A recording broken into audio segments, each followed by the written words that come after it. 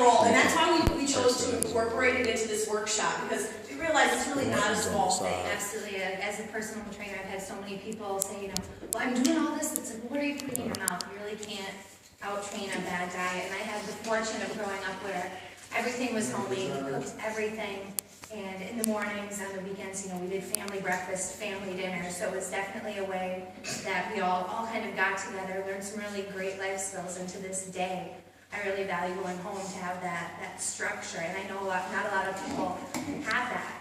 And it's just a great way not only to come together with your family, but your friends as well, especially when you're on a journey, a health and wellness journey. Having that support of your friends. So how many of you have kids? Raise your hand, just so I can get to know you, because I don't know all your personal things.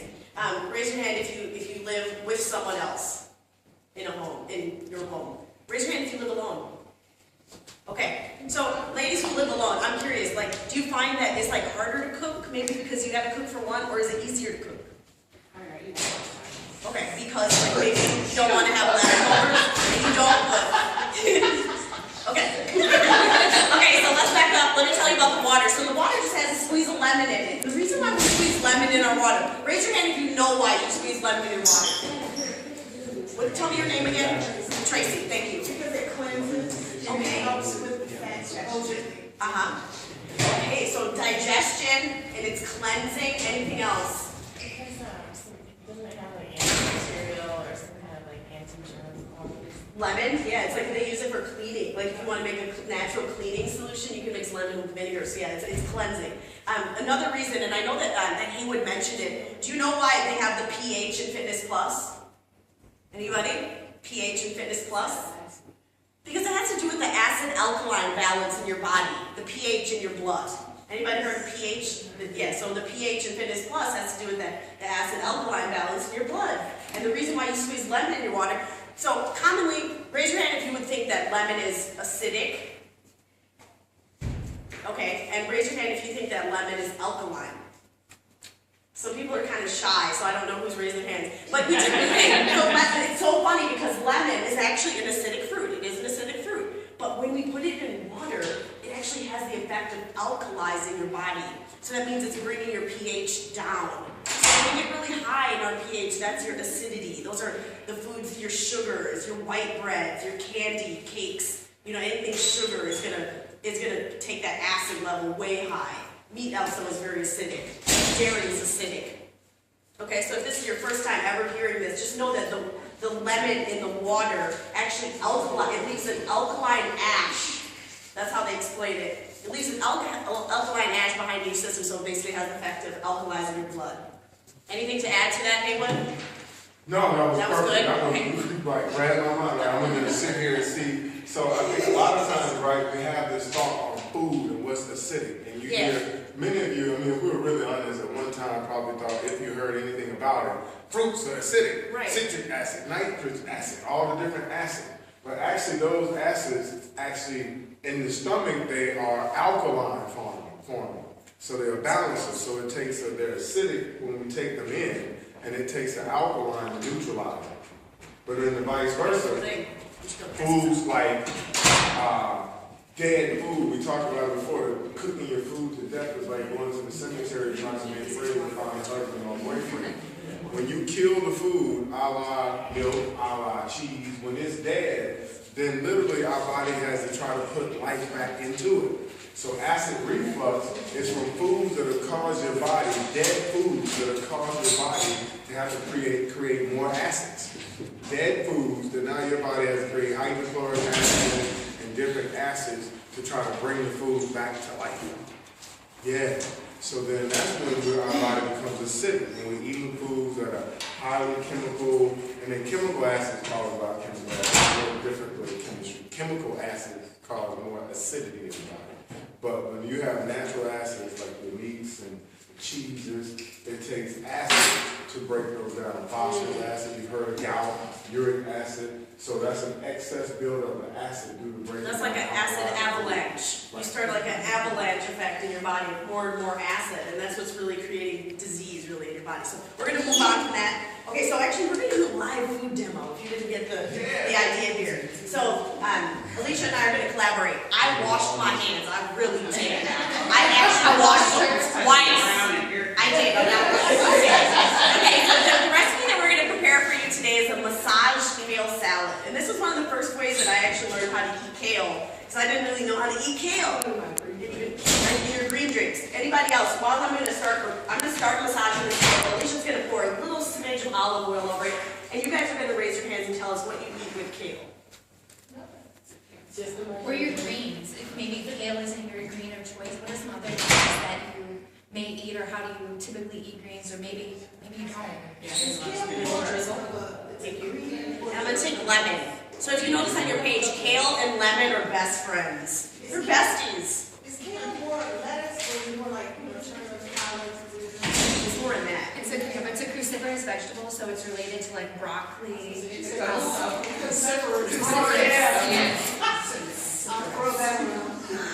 part of the reason why it's important to massage the kale, it helps break it down a little bit more, especially when it's raw. There are some health benefits that you get with steaming it, but overall we're trying to increase the raw intake in our lives, so this is a really great way to do it. And one modification, one variation on this that we're not doing today, but one way you can make it at home is to add avocado. So if you like guacamole, you can massage it, kind of coats the entire thing with guacamole. If you like guacamole, awesome. If not, we're going to show you a different variation today, but know that there's many ways possible. So while you watch me do this, think about the fact that when I'm doing this, not only I'm preparing food for myself, but what I'm really doing is I'm connecting with the food I'm eating. No, for real though, right? Because it actually kind of is, it's like cathartic. It's cathartic because you do gotta kind of get in because, you really want to make sure that none of it's too dry. But we do this to show you that it's important to get hands-on with your food. Don't be afraid to touch it. It belongs to you. It's gonna go into your body. So there's really no harm in getting a bit more connected with it, getting hands-on, and getting your hands dirty in the kitchen. It's not a problem.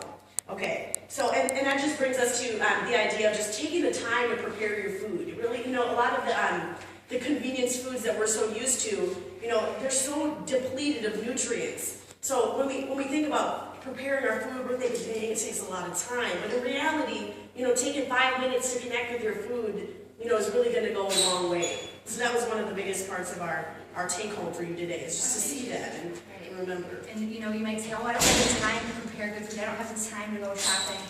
It's about prioritizing sometimes. And one thing I like to say is you have to either take the time to be healthy, or you have to eventually make time later to be sick. And personally, I would rather spend money on fresh fruits and vegetables than medicine, hospital bills, that kind of stuff. And, exactly. You see all these advertisements for medical stuff, but the food you really need to eat, you won't see really advertisements for. Totally. So, okay, just notice what we're adding, just so you know the recipe. That was just kale, and Alicia just took it and kind of ripped it apart. So you don't actually eat this part, you can just throw that. Or if you were juicing, you would juice that, okay? Or if you were roasting, you could roast that. But raw, it's just a little bit chewy. So you could eat it. It's not bad for you, but it's just for the purpose of this recipe, we're ripping it apart here from the middle. Okay, and then we're just going to take a little bit of chopped green onion. Okay, no big deal. Pour that baby on in. And then we're also going to use red onion. The red onion really gives it a great flavor. I'm such a big fan of red onions, but they can be strong, so we won't put the whole thing. Lovely. Ooh, and it just smells so good, honestly. Okay. A couple more simple things. Raise your hand. Does anybody have an allergy to almonds? Nobody? No problem. No problem, almonds. Good? Okay, we're going to put a little sprinkle. I just put these in my blender because I didn't want to, me and Alicia like to crush our almonds, but it could be all over the floor and I didn't want to sweep and all this. So we're just going to put our crushed almonds there over the top. Let's give it a little final squeeze of lemon because really remember that kale and the lemon are best friends. They make each other.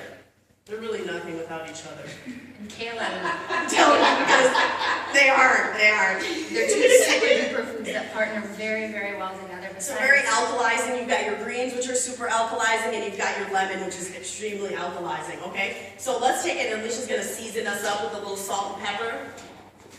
I'm gonna go wash my hands real quick. This says here pineapples. Stephen, can I have one? Can I have a few minutes while I wash my hands? Yeah, please, go ahead. Vitamins, minerals.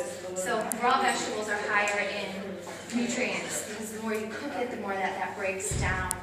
And another great thing about that kale, it's very, very high in vitamin C, vitamin K especially, and vitamin A. So then you add that additional vitamin C, so it really packs a lot of punch nutritionally. Where there's a doctor, Dr. Linus Pauling, he's the only individual besides Marie Curie that won 2 Nobel Prizes alone. He was one of the forerunners in biochemistry, chemistry, and he said that all illnesses come from a mineral deficiency. And with the advent of pesticides and all of this, the nutrition in our food, it has gone down dramatically with that pesticide use where 50, 60 years ago, a bowl of spinach, a woman, one bowl could get all of her iron from, but now it takes like 8 times as much. Like 1/8 as much of that nutrition is in that plant. So that's why, again, it's important to eat organic, eat raw, and that's why Be careful on the iron. Yes. Be easy on the iron. Don't go crazy. And when you hear about vitamins, you have fat-soluble vitamins and you have water-soluble vitamins. The ones that are water-soluble, you basically pee and poop them right out. The fat-soluble ones last longer, but they're really key at storing your fat cells so you have different vitamins. Oh, I'm garlic powder. And so, Cayenne, salt, pepper. with what she was saying about the food and touching the food, there's some science behind that. If any of y'all have seen Dr. Moto's experiment with rice and water, they did experiments with water to show that just by saying positive, good words to it, change the crystals in the water to light, beautiful lights. And when you say bad words or mean words, it turns into darker, denser. There's an experiment, I just saw it on Facebook the other day with rice. You know, rice, one turns black and moldy and the other one becomes light and dark. So words change the molecules in water. We are 3/4 water. So we use our heart to change the way we feel. And then we utter into our food. That's the reason we prayed over our food for those of us that grew up in church. With those thoughts, the food actually receives it. So with love and good feeling in your heart, you put better feeling in the food and actually help make the nutrients stronger. That's beautiful. Thank you so much. Okay, so while we're passing out this kale, and while you're enjoying it, we have a couple more topics. Which can you pass out while I have my little section? Thank you. Wonderful. I just wanted to take a moment to talk to you a little bit about your food choices. Thanks, Lisa. Your food choices. So think about every day, and think about the fact that every day you have choices when it comes to your food. Do you think that's true? Yes. Okay, so we all do have choices, and I really believe that just making small choices on a regular basis can make a huge difference in your life. So say you go to the store tonight and you buy kale, and you make all kale salad this week. That is a big step. If you've never eaten kale before, you're doing something new, you're trying something new, you're making a really great choice. So just knowing that like one small choice can really go a long way when it comes to your health. And then the more small choices you make on a more regular basis, then you start to get lasting results. Okay. So we just want to talk a little bit about like some really, raise your hand and tell me like some important things to have in the home when it comes to healthy cooking. Some basic stuff you want to have in your pantry. You can like talk to us. We're trying to interact. That's why I'm coming to you. Raise your hand if you have an idea. What are some healthy things that you can keep in your fridge, pantry, or cupboards? Go ahead, raise your hand. Don't be afraid. Georgia. Olive oil? I always have olives. Olives. Those are great for snacks. I love to snack on olives. They taste great. Garlic. Amazing for cooking. Just about anything tastes better with garlic. Onion. I use onion in pretty much every recipe I ever do. Anything else? Someone said garlic? Yeah, garlic. Onions. What about greens? Can we have some greens around?